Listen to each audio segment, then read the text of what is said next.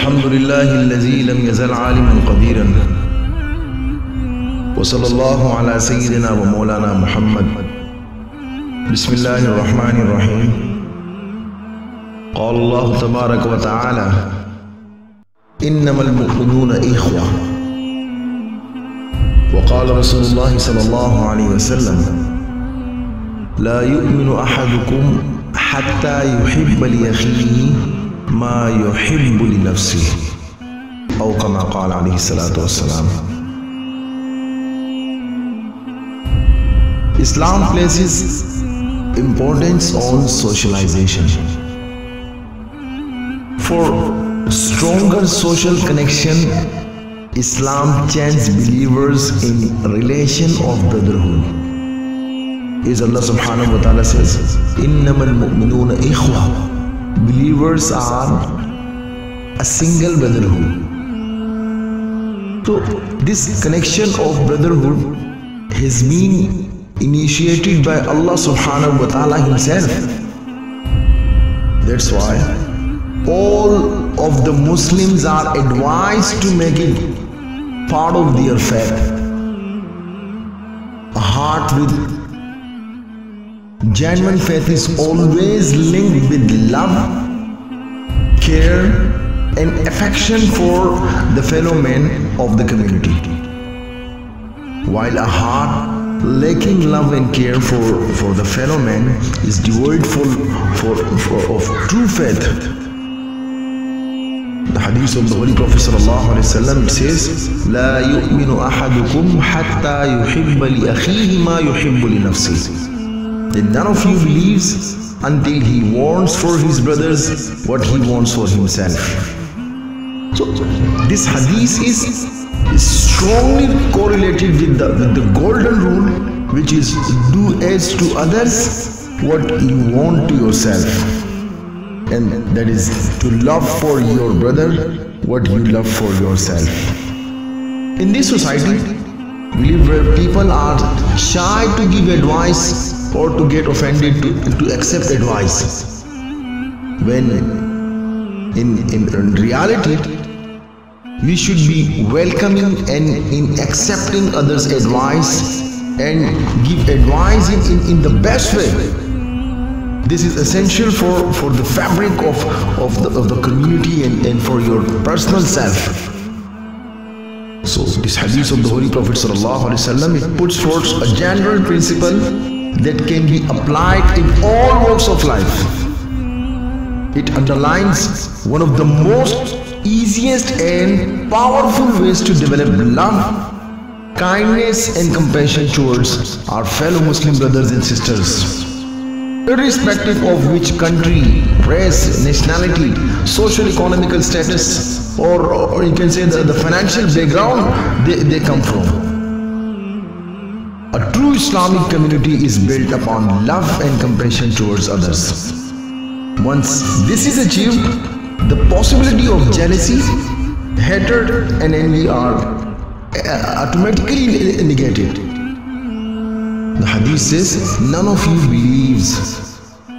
In the translation it says true belief, because we should not say that someone that does not attend this station is no longer a believer. They are believers. They just haven't reached the high level of faith.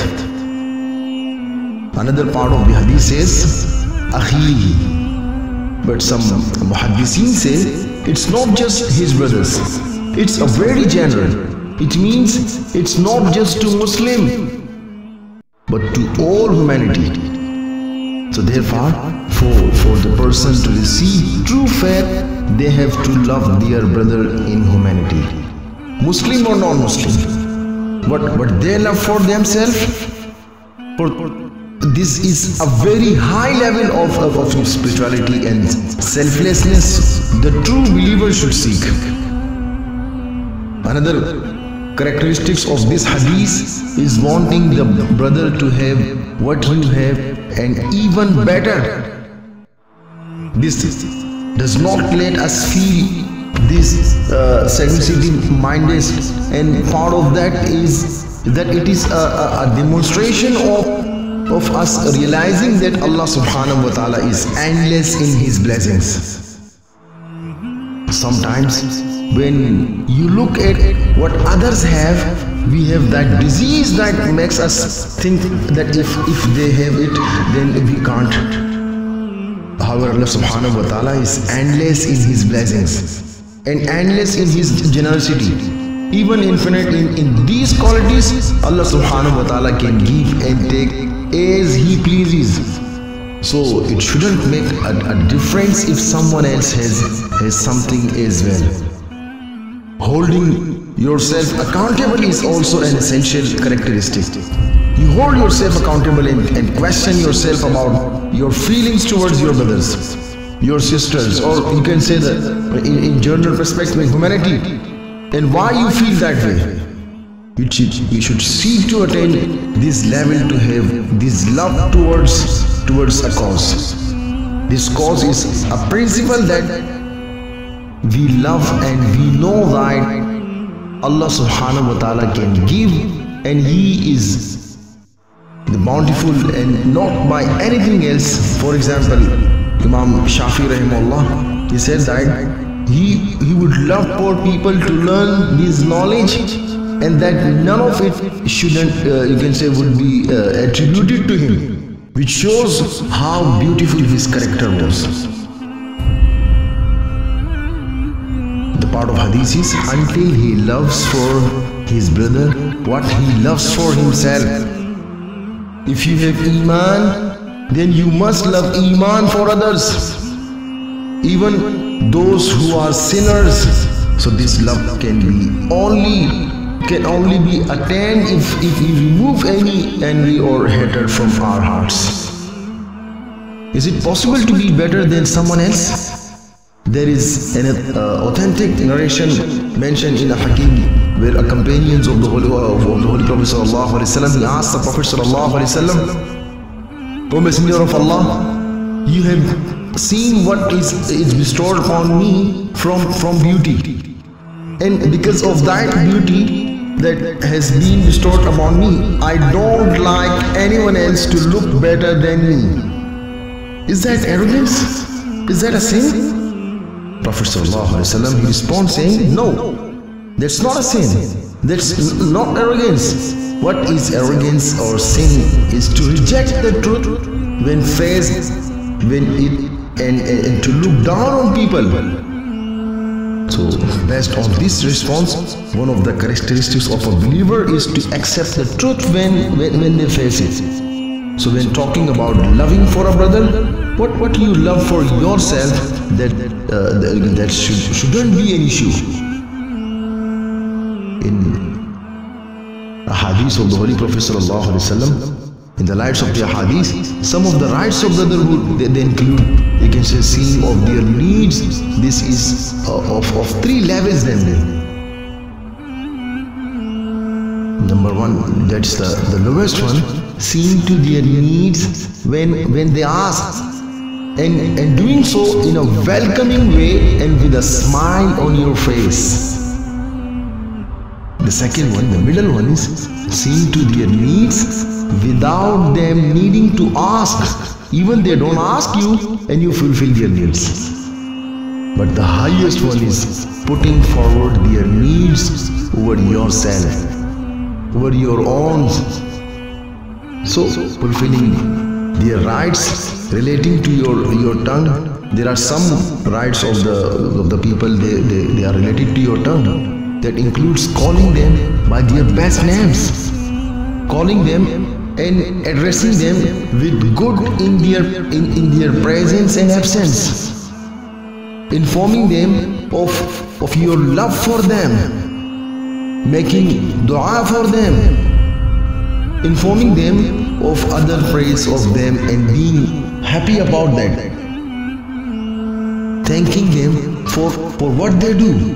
Whenever they do any favor to you, so just be thankful to them. Say thanks to them. Be not shy in saying thanks to them. Not mentioning their faults in presence or absence. Okay, except to privately advise them in a polite manner.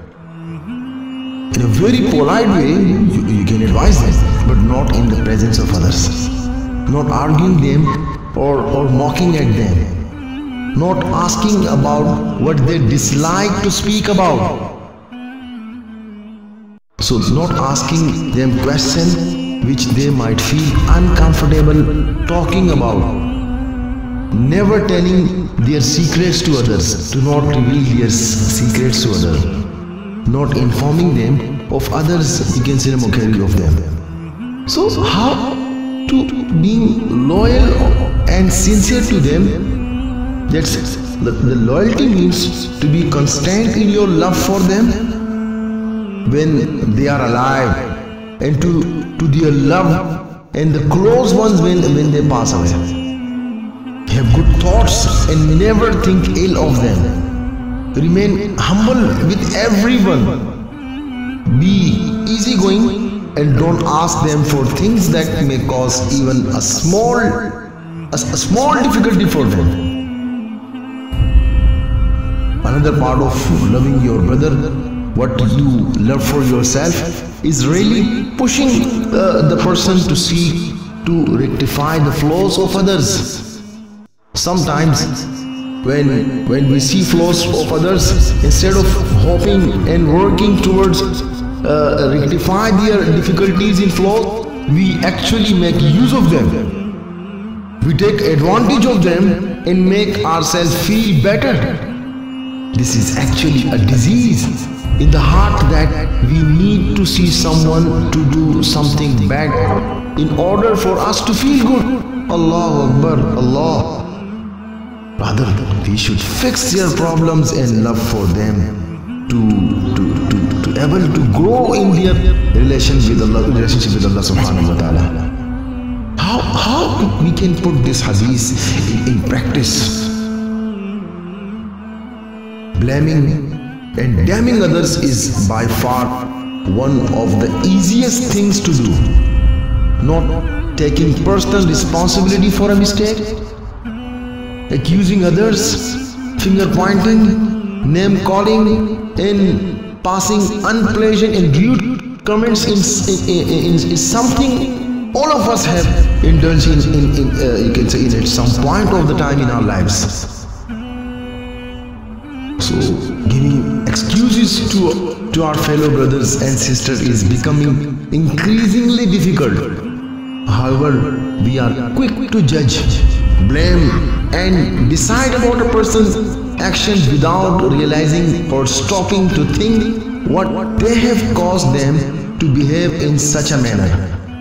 So this hadith should help us become better Muslim, in turn becoming slaves whom Allah subhanahu wa ta'ala is pleased with. If you feel jealousy or hatred towards your brothers and sisters in Islam, then make dua that Allah subhanahu wa ta'ala increases them in good, as this will help in removing jealousies, hatred from your heart. Ask Allah subhanahu wa ta'ala to remove ill feelings from your heart. For indeed, Allah subhanahu wa ta'ala is the controller of heart. Love for everyone to be a believer. When you have knowledge of something good, make dua that Allah subhanahu wa ta'ala blesses others with that as well. Apply this hadith to everyone, not just practicing Muslims. Whenever you make a dua for your brothers and sisters in faith, the angels invoke the same for you as well. So you have nothing to lose. It's a win situation. So what's stopping you from that? We should vilify the self-seeking. Instead, we should promote and upgrade spirit of sacrifice, care, and love for people. We should spread sheltering arms in order to relieve others from sorrows and grievances, and ensure comfort and benefits for others as much as for ourselves. As the Holy Prophet ﷺ is recorded to have said, it is more beneficial for one to give his land free to his brother than to charge him a fixed rental. And the Holy Prophet ﷺ said that you desire for others that what you desire for yourself. My brothers and sisters in Islam, this hadith can be implemented in a number of real life situations. If you want to donate, let's say, a washing machine into the dowry of a poor bride, it should be that same bride or equivalent quality which is running in your own home. The donation made to people hit by natural disasters like the earthquake or the floods must have meaningful values, because jealousy is very common in professional environment. This hadith teaches everybody to give true and accurate advice to his competitors when they ask. The faith of a person is not complete if he doesn't follow such morals. For attaining a perfect faith, it is essential that man should be free from selfishness. He should be genuinely interested in the welfare of his brothers. When Hazrat Muaz bin Jabal Raziyallahu Ta'ala anhu, one of the companions of the Holy Prophet Sallallahu Alaihi Wasallam, he inquired from the Holy Prophet Sallallahu Alaihi Wasallam about superior faith. The Holy Prophet Sallallahu Alaihi Wasallam, he replied, he answered that you desire for others what you desire for yourself, and do not desire for others what you do not desire for yourself. The second hadith is, the Holy Prophet ﷺ is reported to have said, Man kana yu'minu billahi wal yawmil akhiri falyaqul khayran aw liyasmut. ومن كان يؤمن بالله واليوم الآخر فليكرم جاره ومن كان يؤمن بالله واليوم الآخر فليكرم ضيفه. Let him who believes in Allah in the last day either speak good or keep silent, and let him who believes in Allah in the last day be generous to his neighbor, and let him who believes in Allah in the last day be generous to his guests. Some of the scholars have mentioned that all of the good manners can be derived from 4 hadiths,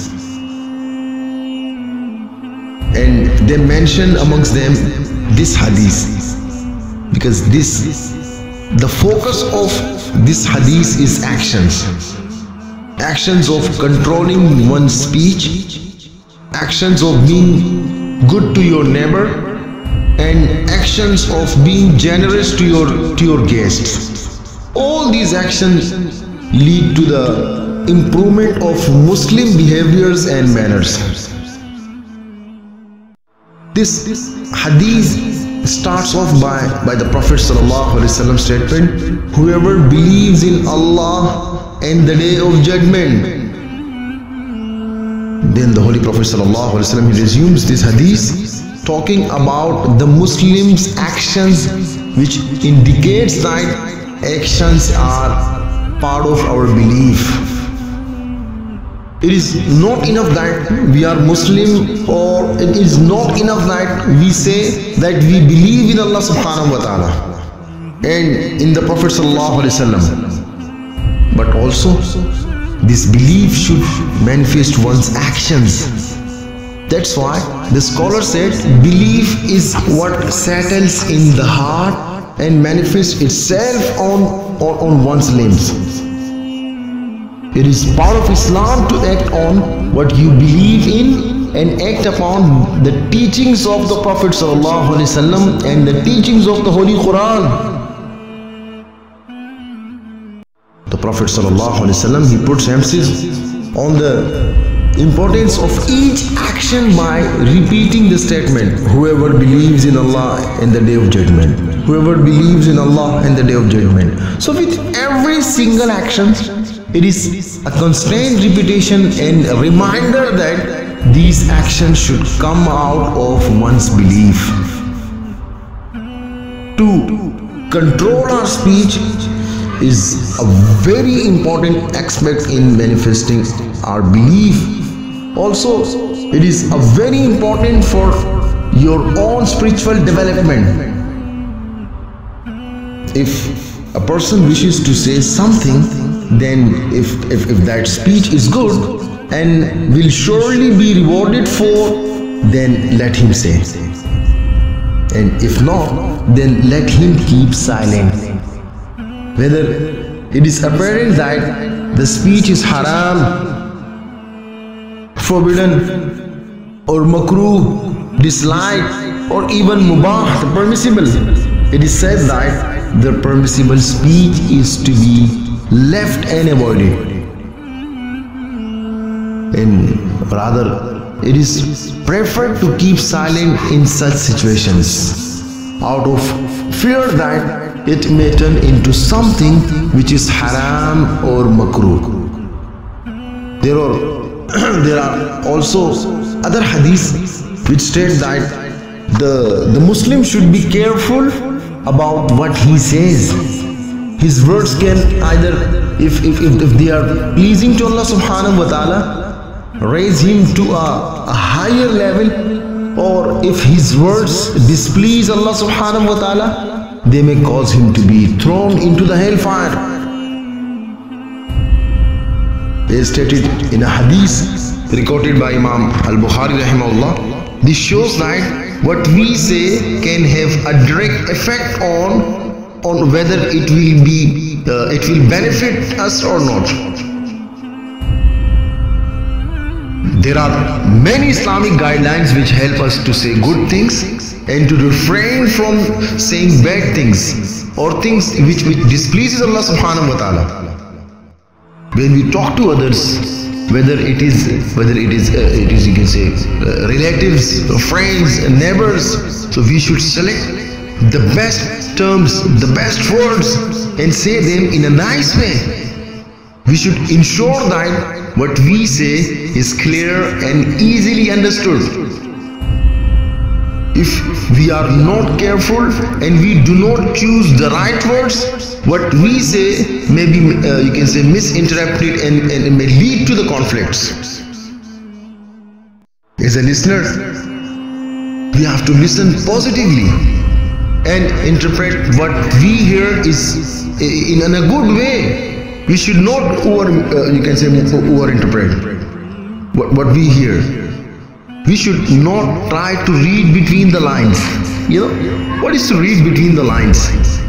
That if the speaker does not want you to understand something, so do not try to just grab it from him. So as a speaker, we say things in a positive manner, and as a listener, we interpret things in a positive manner.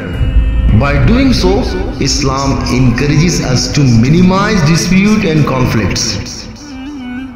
If we find ourselves in the middle of a dispute between two people, between the relatives, so we should not take sides.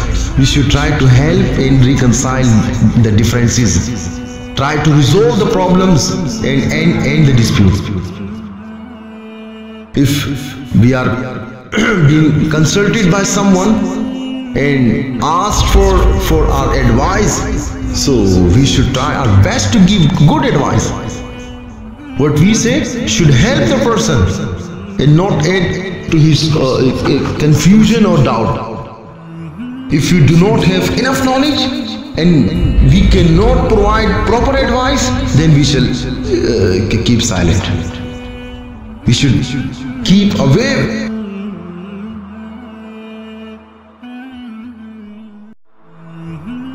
As best as we can from unnecessary or non-beneficial talk. The people can talk or chat for hours, but a lot of what is said is unimportant or the trivial and does not benefit anyone. It wastes our time and it continues talking, you can say, may even lead us into areas where we might say something which displeases Allah subhanahu wa ta'ala. When it comes to saying good things, there are many examples available.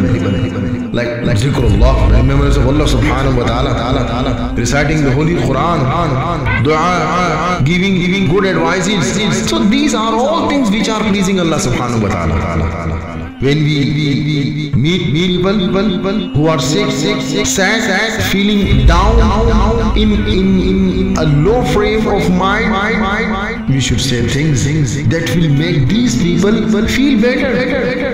Have patience in passing their calamity. Be positive, be strong. So this is known as al-sam. To say good things of encouragement to help those facing problems, not to make them panic.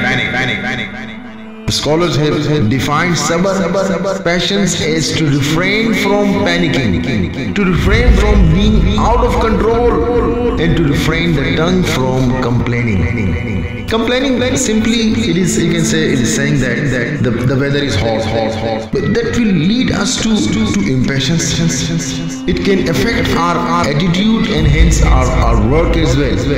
If we want to express grief, so we should cry for only with Allah subhanahu wa ta'ala. If you do it with Allah subhanahu wa ta'ala, it is called munajat. It will turn into ibadah. If you do it with others, it will be complaining. That is tashakki. So we will be violating the ibadah itself, which is sabr. So we should learn to minimize and ultimately eliminate the act of complaining. So we should refrain from saying bad things or things which may be untrue.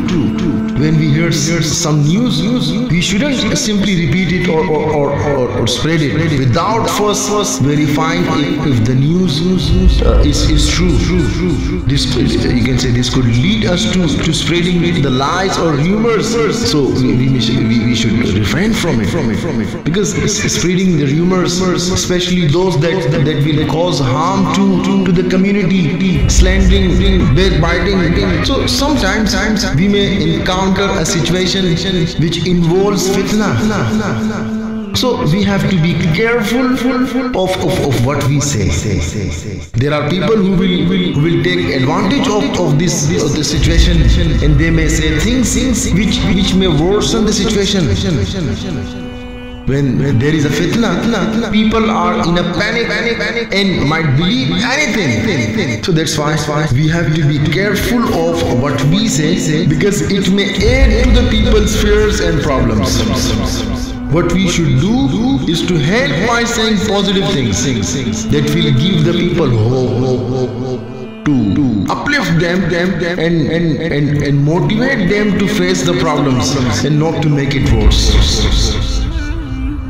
The second part of the hadith stresses on being generous to our neighbors and guests. This is stated in the Holy Quran as well. Do good to parents, relatives, orphans, the poor, the neighbor who is near of king, the neighbor who is a stranger, the companion by your side, the wayfarer you meet, and those slaves whom your right hand possesses. So how to be generous to your neighbors, be generous to your guest? What does the Holy Prophet ﷺ say in this hadith? This is something that has been neglected a lot of times. The Prophet ﷺ statement, let him be generous to his neighbor and let him be generous to his guest, contains instruction on the rights of the neighbors and on doing good to them and encouragement upon protecting the limbs from doing harm to them. And also Allah subhanahu wa ta'ala has advised us in his noble book with ihsan, good behavior, kindness, good treatment towards the neighbors. As the Prophet ﷺ said, Jibreel alayhi salam did not stop to advise me regarding the rights of the neighbors until I began to think that they would also receive a part of the inheritance. And hospitality is from Islam and from the character of the Prophet ﷺ and the pious people. And some of the scholars have made it obligatory, though the majority considered it to be from the noble recommended traits of character, but some of them they considered it to be, you can say, the religious duty. Another hadith records the Prophet ﷺ is saying that the person who does not have complete faith, complete iman, is the one from whose affairs the neighbors is not safe. Imam al-Bukhari and Muslim also records another hadith which states that when you cook stew, you should add a little bit more water and give some to your neighbors. This sharing of food between the neighbors can strengthen the relationship between them. So we should be nice to our neighbors and share our food even if they are not Muslims. We should be patient with our neighbors even if he causes annoyance to us. In a hadith, the Prophet ﷺ, he said that there are three types of people whom Allah subhanahu wa ta'ala loves. One of them is a person who is a neighbor, who causes him harm or annoyance, but he remains patient and tolerates his neighbors just for the sake of Allah subhanahu wa ta'ala. The guest mentioned in the last part of the hadith is generally interpreted as a traveling visitor who has come to stay for a short while. One hadith states that whoever believes in Allah in the last day should be generous to his guest. His special gift to the guest is one day and night. The guest is to be entertained for 3 days. Whatever is beyond that is an act of charity. It is not lawful, you can say, for a guest to stay with his host to the extent that makes things difficult for him. The visitor should not take advantage of a generous host. So regarding this ruling, the majority of the scholars are you can say, the opinion that hosting in general is recommended. It is mustahab and not obligatory. It's not wajib. Even though it is a great and noble act. According to many scholars, you can say the recommended act of hosting does not extend to, you can say, evildoers or you can say the heretics. But some great scholars of today say that we should entertain even those they do some bad to us as well. This is because if we are good Muslims, when we host them and be good to them, we might influence them and cause them to change and become better people. What we should be very cautious that if we were to host those sorts of people, we should only do so if we know there will not be any harm that may be inclined on us. So hosting such kind of the evildoers would be following a general principle of fiqh, which allows us to tolerate a minor harm, like allowing an evildoer to stay with us in order to attain a major benefit, that influencing him into becoming a good Muslim. If we summarize the hadith, to conclude the hadith, so we may understand a few things from that one should only speak what is good and true. One must not under any circumstances speak evil or use filthy language. One should be kind and generous to one's neighbor. One should treat one's guest well. If one is a true Muslim, then one would do these things, you can say, to believe in Allah subhanahu wa ta'ala and the last day, that this is very important for him.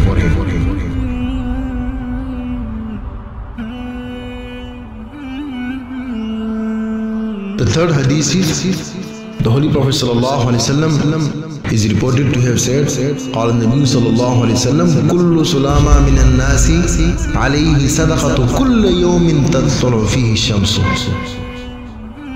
تعدل بين اثنين صدقة وتعين الرجل في دابته فتحمله عليها أو ترفع له عليها متاعه صدقة والكلمة الطيبة صدقة وبكل خطوة تمشيها إلى الصلاة صدقة وتميت الأذى عن الطريق صدقة.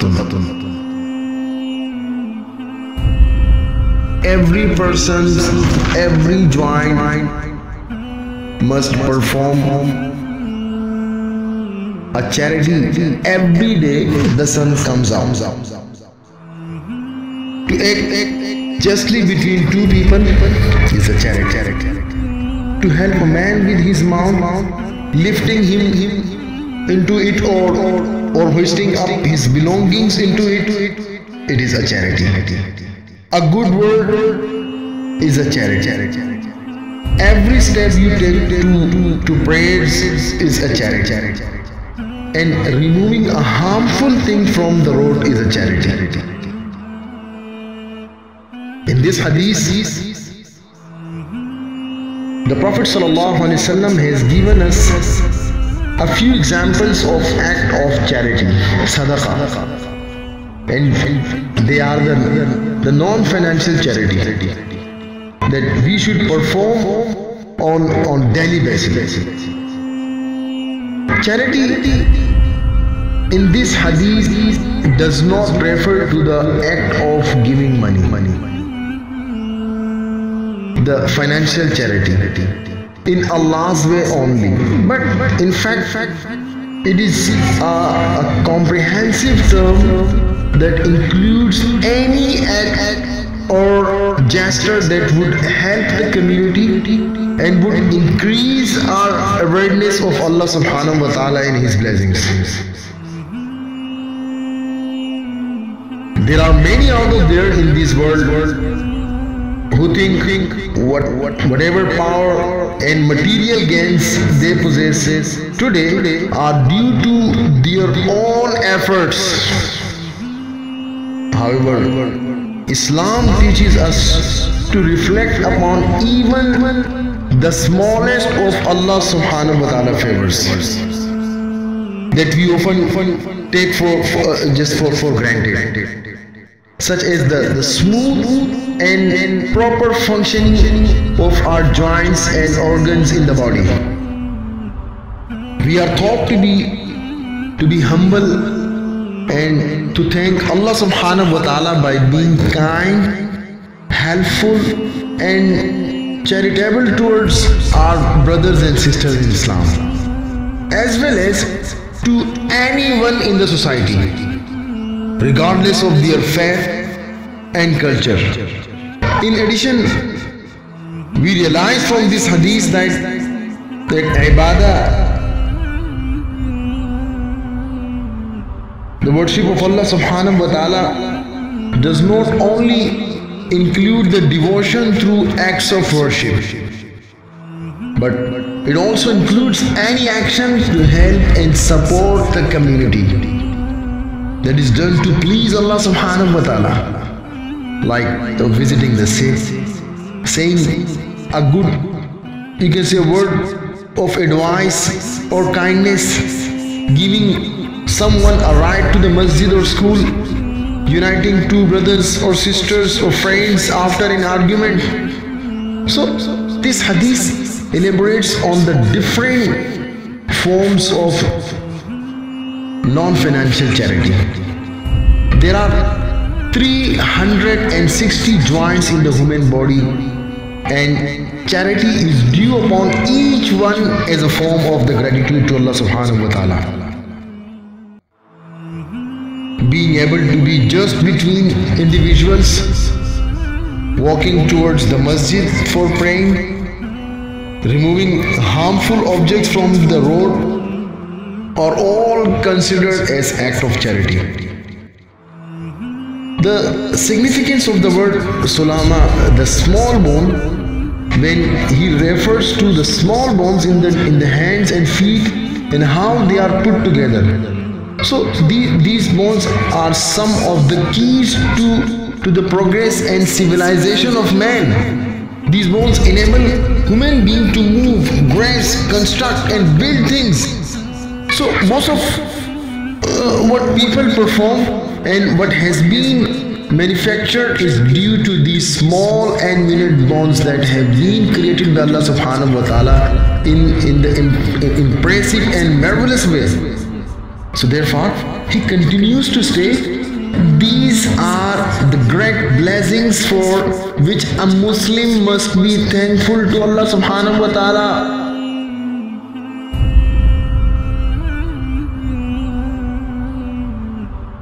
We can be thankful by doing the charitable acts, to do good deeds, to help others and to benefit the community. Muslims are required to fulfill the obligations, the wajibat, and to refrain from the prohibitions. They are known as muharramat. This is the minimum level of being thankful to Allah subhanahu wa ta'ala. To be thankful to Allah subhanahu wa ta'ala requires one to refrain from disobedience to Allah, to strongly disapprove sin, and not to misuse or abuse any of our limbs, jawarih, or whatever Allah subhanahu wa ta'ala has bestowed upon us. Man has been given one of the most important bounties from Allah subhanahu wa ta'ala, and that is sight. Man must not use it in disobedience of Allah. Allah subhanahu wa ta'ala bestowed us with the bounty of hearing, and we should use it in a beneficial way. The preferable, the mustahabbat, the thankfulness, this is for Muslims who seek to be among the righteous and, you can say, competent believers. This hadith aims to emphasize the charitable acts that benefit the society, since they are great deeds and the people who do them are rewarded. So most Muslims forget these charitable acts.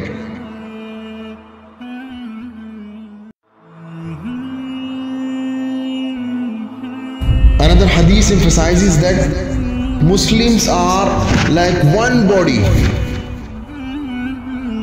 where they care for each other.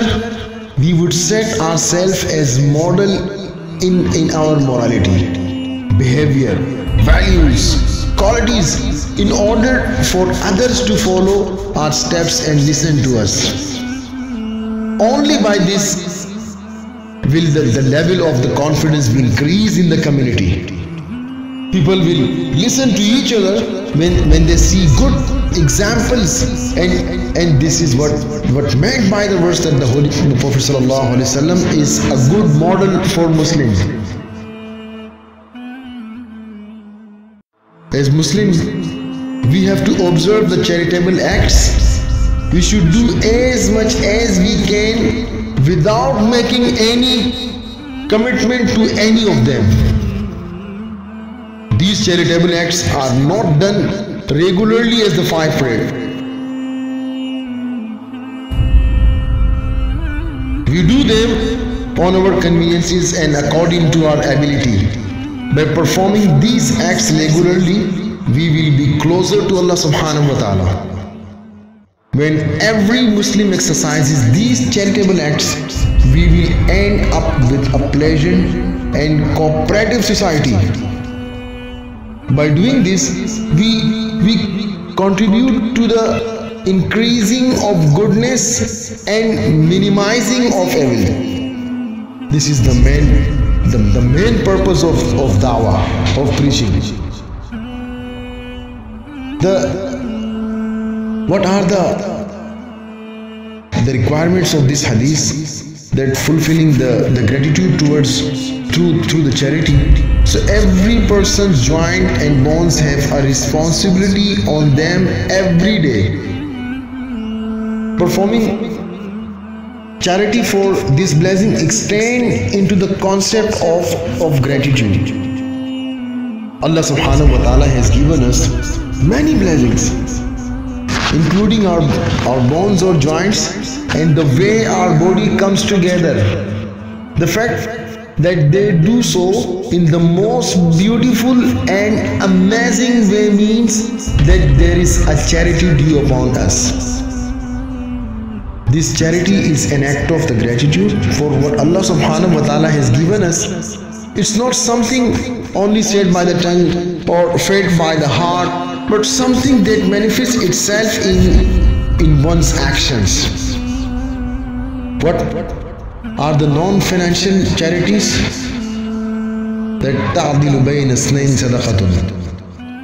Reconciliation between two people. The Prophet ﷺ mentions in this hadith that to reconcile and be just between two people is an act of charity. This can sometimes be difficult because you might be in the middle of a conflict or situation and there are biased consideration because of the people involved. You might have relations or a responsibility to one or the other. So therefore it becomes more difficult to be just. Maybe one person is richer, one is more powerful, one is a friend, or even one might be from your own country, from your own tribe. So however, putting aside these points and being just between people is an act of charity.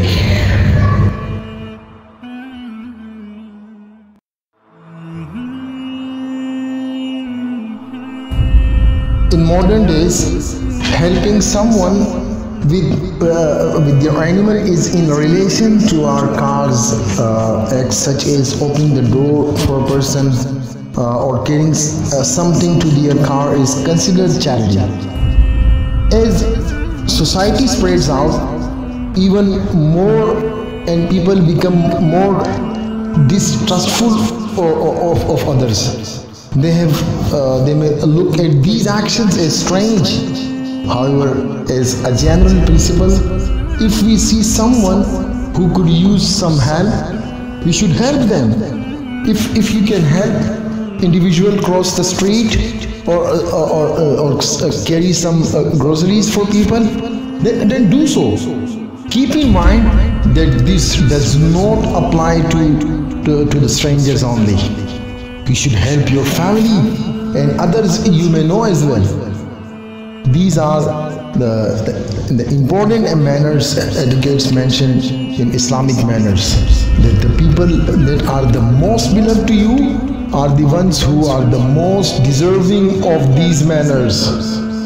Most people are lax with the ones they love, but they should have the highest standard of character from you. Thus, to assist people is not only for strangers but also for our families as well.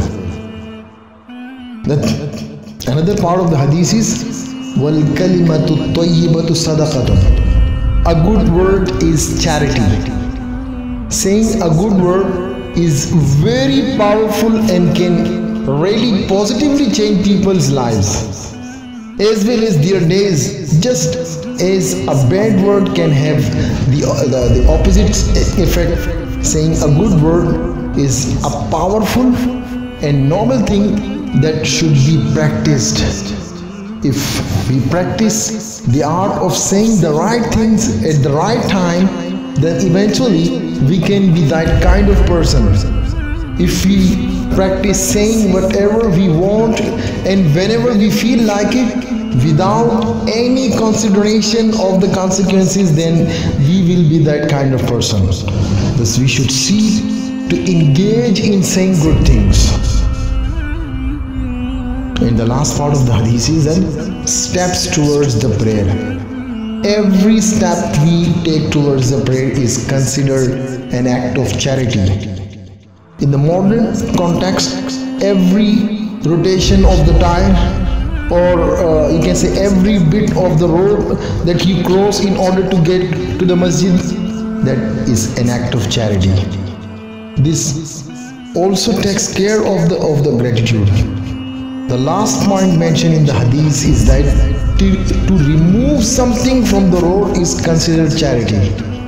This is more common than we might think, since there are things that fall into the road, or you can say all the time, that we can easily remove. If you attend the masjid, a good thing you can do to remove harmful things from the pathway is to take the slippers and the shoes out of the hallway. It is a very good opportunity to get charity by clearing the pathways in the house of worship, in the house of Allah subhanahu wa ta'ala. If you summarize the teachings of this hadith to conclude, Islam calls for and encourages its followers to build a caring society where the members of the society care for one another, support one another, and help one another. So you can see the social charitable acts are considered obligatory daily activities, which you can say from ways and means of being thankful to Allah subhanahu wa ta'ala. This concept needs to be promoted in the classroom, in our locality, in our gatherings, in our circle, in masjid, and you can say the media, in every possible way. So unfortunately,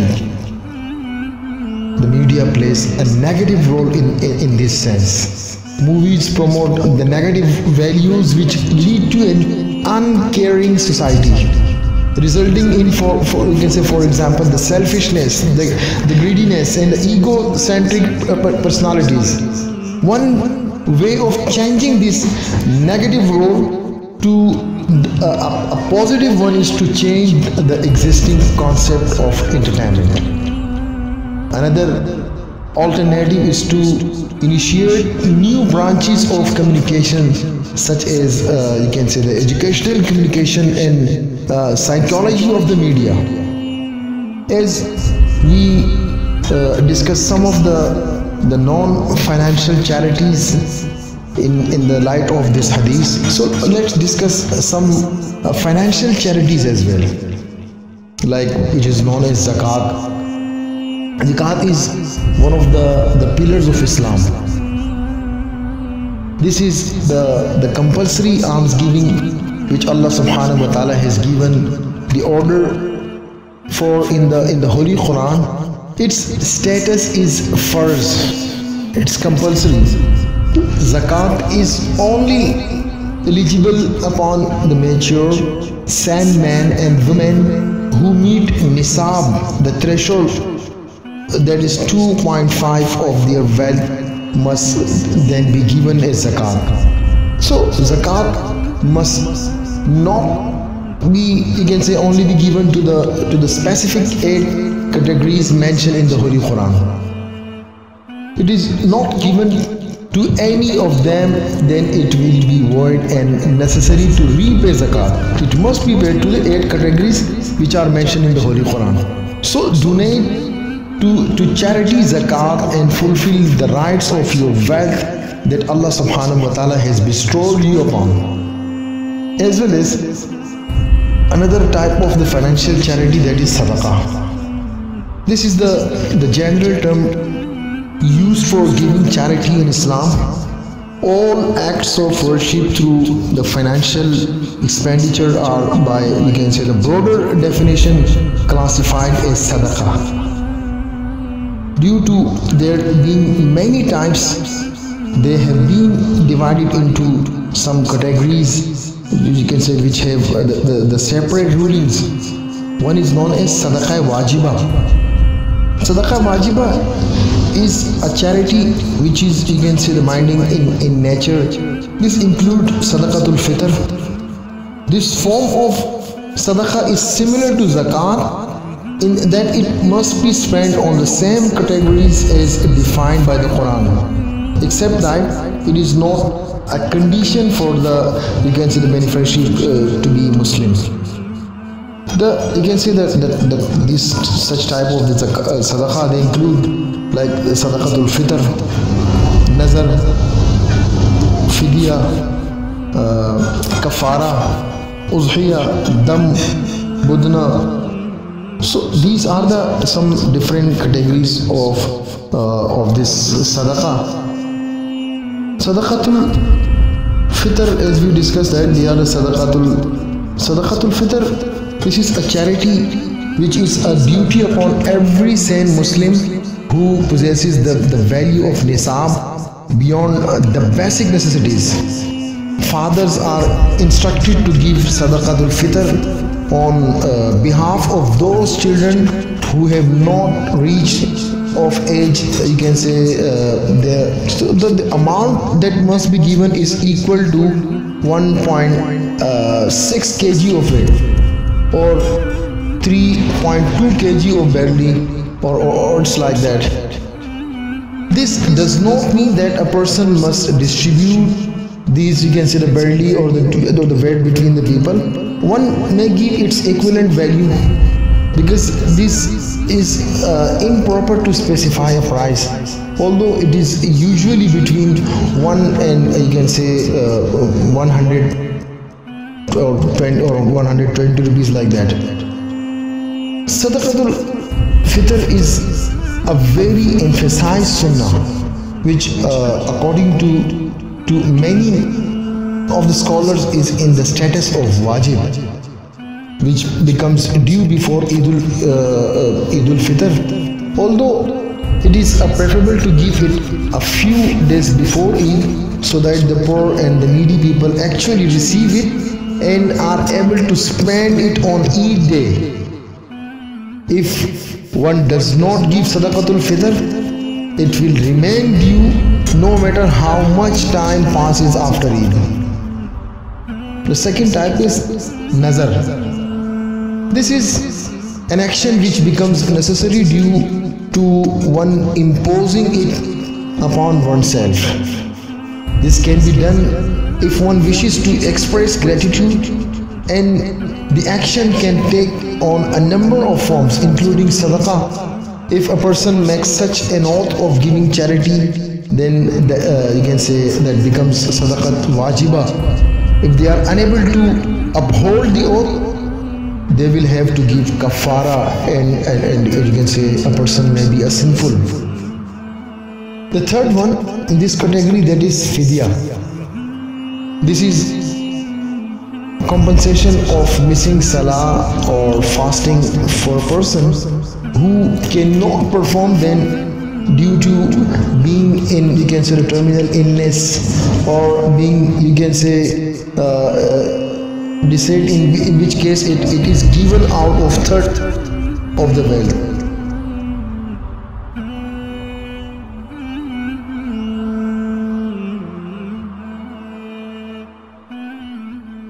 Fidya is a compensation for missing salah or fasting for a person who cannot perform them due to being in terminal illness, or you can say one died. So it is given out of a third of the wealth, or in the, you can say, the event of a person making a minor mistake in Hajj. So the amount of each missed salah or som or each minor mistake in Hajj is given, you can say, 1.6 kg of weight or its value. The same amount given for Sadaqatul Fitr to the poor people. Fidya is generally Sadaqah Wajiba. Sadaqah Nafila may be given in addition, either from the, you can say, the one who died, his states, the dead one, or on their behalf, in which case both the giver and the one who has died, they both are rewarded. The fourth one in this category, that is kafara. This is major compensation, and like fidya, it is also sadaqah wajiba. It applies in various situations, such as if a person he breaks a fast intentionally, breaks an oath, or kills someone. So kafara would then be binding as a form of redemption. There are 5 actions for which kafara will be necessary. However, they fall under, you can say, the 2 types. One is the greater kafara, This is for a person may, you can say, free a slave if feasible, or fast for 60 consecutive days. If a person he breaks a fast intentionally, they would need to fast for 60 consecutive days unless they can't fast due to the poor health or old age. There are no exception to this. Failing that, one may feed 60 poor people for a day. You can say 2 meals a day. Such meal is equivalent to a fidya. This kafara is applied to intentionally breaking som fast, breaking zihar, to consider one's wife as haram for oneself by comparing her to a mahram, anyone too closely related to be marriageable, or being the direct cause of someone's death. This is, you can say, this is coupled with the you can say, the set of punishment as well. So in the instance of not being able to feed 60 people in a single day, then he may feed one person for 60 days. But in this case, if he, you can say, want to try to just, you can say, quicken the payment of this by giving all the money in one day to one person, so kafara would not be fulfilled, and his offering would only be equal to 1 day's feeding. The second one is the lesser kafara. So it is for a person he may free a slave, which is no longer applicable, or feed 10 poor people for 2 meals in 1 day, or give each one of them the clothing. Failing this, he may fast for 3 consecutive days. The order is also different from the greater kafara. This kafara applies to, you can say, the breaking, or you can say violating yameen and oath, qasam. And you can say one is the uzhiyah. This is also known as qurbani or sacrifice. It is wajib upon all mature Muslims on the day of Eid al-Adha who possess nisab. So whoever qualifies for this is required to purchase a sheep or goat of more than 1 year in age and slaughter that in the name of Allah subhanahu wa ta'ala. After the Eid prayers, preferably on the same day. The sacrifice can only be done on the 2 days after Eid. Means that in total there are 3 days, the first, second and third day of Eid al-Adha. If one fails to make the sacrifice in these 3 days, he will still have to donate the value of the animals. You can say this, it remains wajib on him. From the meat he may eat himself, feed his family, and also distribute meat amongst the poor Muslims. One is not, you can say, responsible to give zakat or any necessary sadaqah for one's, you can say, wife, nor one's, you can say, mature children. They are responsible for themselves. One is, however, responsible for only giving sadaqatul fitr for one's minor children. You can say, however, you can say neither zakat is given from their wealth nor uzhiyah is given on their behalf. The second type, you can say, of there are 2 types of them. One is like uzhiyah in the sense that it is a religious requirement on adult Muslims. The only difference is that it is specific to people who are performing Hajj. The dam is called dam-e ash-shukr. The second type of dam, like fidya, is a means of the compensation for mistake in Hajj. But the difference is in the, you can say, the magnitude of the mistake. The fidya is given for a minor mistake, while dam is the for the major mistake. Dam is like uzhiyah. It is the sacrifice of a sheep or goat. It can also be made, you can say, a part, you can say 7 parts of a larger sacrifice, like for the cows and the camels. And one is the budna. is like dam badana, but while dam is sacrifice of sheep or goat, badana is the sacrifice of a large animal, just like a cow or camel. This is the largest penalty in Hajj and is specific to, you can say, the 3 acts, different 3 acts. Sadaqah nafila, this is charity which is not binding in nature but is optional. This type includes alms giving for the removal of difficulties, or you can say to give out of the mercy, or to the less fortunate. The general, you can say, the giving of any halal item to anyone. This type does not need to be spent on the specified categories to be, you can say, rewarding, nor does it have to be spent on Muslims, although if spent on poor Muslims, it would be more rewarding.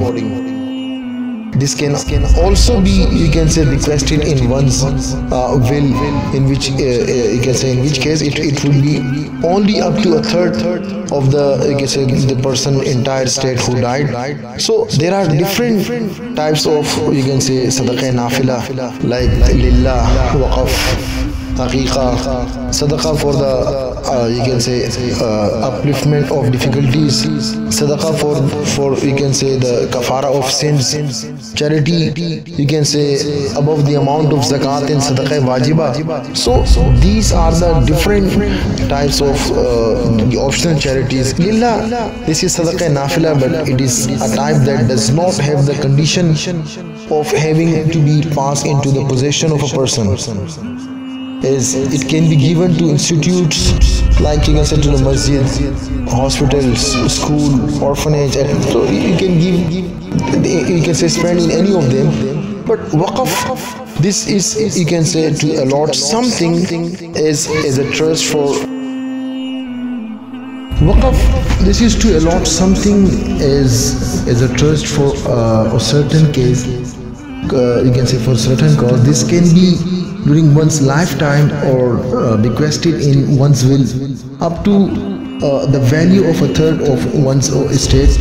So when executed, the donation becomes the property of Allah subhanahu wa ta'ala, and thus has specific rules regarding it, and its, you can say, beneficiaries are to remain those named as the cause, like the poor people, the orphans, the students, the people of a certain locality.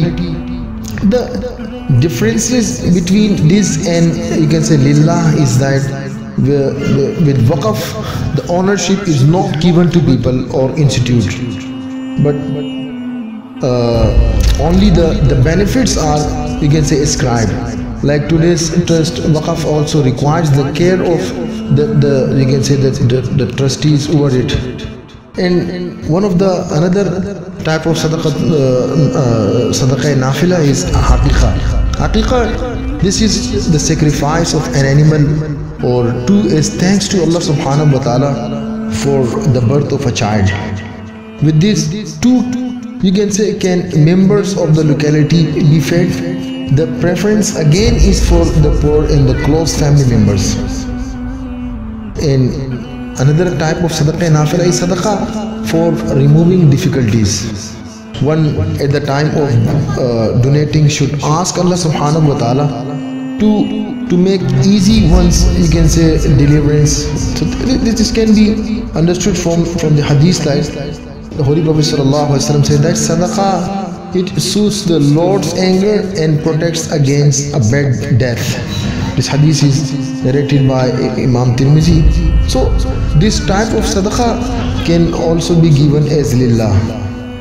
So you can say the types of the sadaqah for, you can say, a kafara for sins. One at the time of donating should ask Allah subhanahu wa ta'ala to forgive one's, you can say, shortcomings. This can be understood from the words, indeed good deeds take away the bad deeds. This type of sadaqah can also be given as lillah.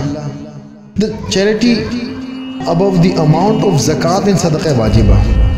This type of sadaqah is the, you can say, the essence of lillah, although not categorized as necessary.